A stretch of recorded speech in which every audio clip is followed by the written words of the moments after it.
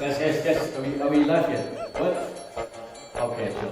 Where's the cake? Hey, can I get beer? Hey, you want a beer?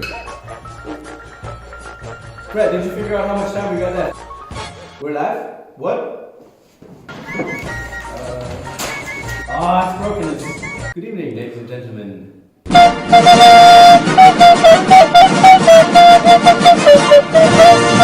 Just a bit, we'll be joining Jennifer Ernest on the campus of the University College Utrecht to assess new data.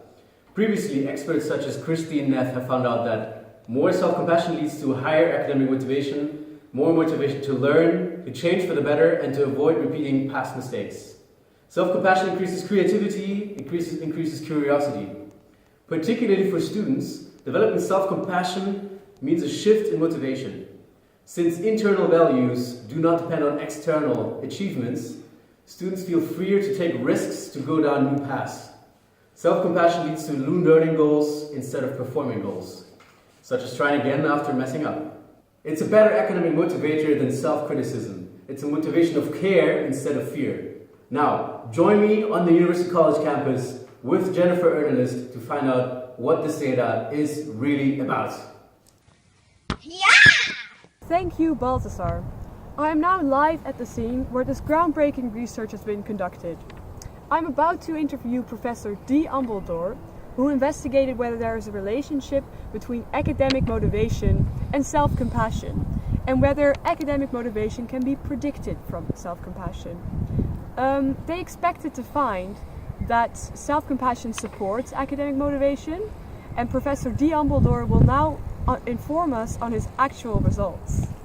Okay. Professor, what was the point of your research? Well, we wanted to find out whether students that have higher levels of self-compassion also display higher levels of academic motivation. We thought if our hypothesis would prove to be true, this would have a great implications for student life here at UCU. In that case, it would turn out that in order to feel motivated to study, you only have to be kind to yourself. That sounds great. I can't believe we didn't think of that before. If I knew self-loathing didn't drive me to get my act together, I would have stopped hating myself years ago. Exactly. What exactly do you mean by self-compassion, though? Isn't that a bit abstract? And what about academic motivation? That's a good question. Self-compassion simply represents compassion turned inward and refers to how we relate to ourselves in instances of perceived failure, inadequacy, or personal suffering. Academic motivation refers to a person's desire to succeed regarding academic subjects. Okay, seems vague. How would you measure that? So we used a questionnaire that has been used in many studies before this one. And to measure academic motivation, a scale was created that especially measures academic motivation. And the scale measures both extrinsic and intrinsic motivation, as well as demotivation in education. And this questionnaire has individuals rate how much they agree with statements, such as because of the fact that when I succeed in college, I feel important, and because I experience pleasure and satisfaction while learning new things. A bunch of nerds here.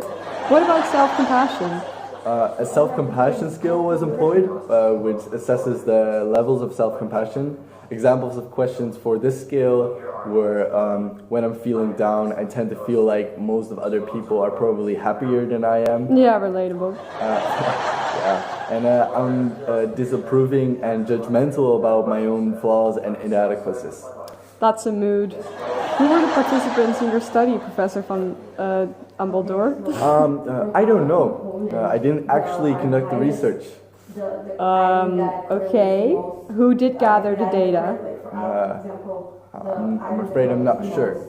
The data just sort of ended up on my desk. So you don't know who? Do you at least know when the data were obtained? I have no clue. So what did you do? I just ran some tests and did some statistical analysis. Okay, tell us about your results. Yeah, about that. They're not really significant either. Oh, you've got to be kidding me. The results are not significant. Who called this in and said it was breaking news? Well, honestly, I needed some funding and I was hoping my project would get some exposure. But your results aren't even significant. Yeah, but maybe with a larger, more representative sample I could... You don't even know anything about your sample. Okay, I guess we're going back to you, Balthasar.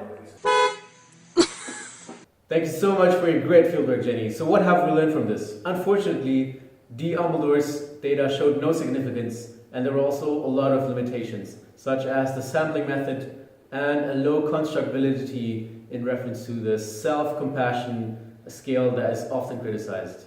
In conclusion, the research conducted on the data collected by we don't know who in the year we don't know when showed no significant results. But even insignificant results are important. Don't forget. Thanks, Guus.